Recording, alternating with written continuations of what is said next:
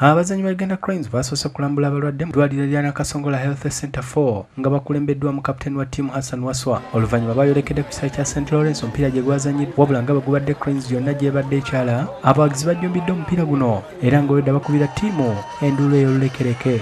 Omugenyi omukulu yabadde Minister of Public Service Honorable Wilson Mululi Mukasa ng'ono yalambudde ennyiriri oluvannyuma omupiira ne gugibwako akawuwo. Cranes yatebye ng'eyita mu Derrick Nsibambi kw'ossa Edrisa Lubega Torres ng'ono yatebye bbiri kw'ossa Shaban Muhammad eyamaze eggobe mu kibya.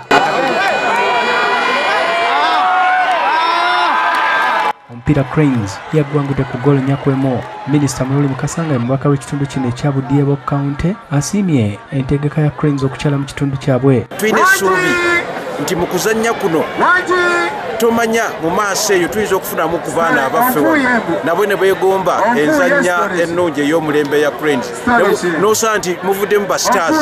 Ssente ezavudde mu mupiira guno za kuyamba okulongoosa eddwaliro ly'e Nakasongola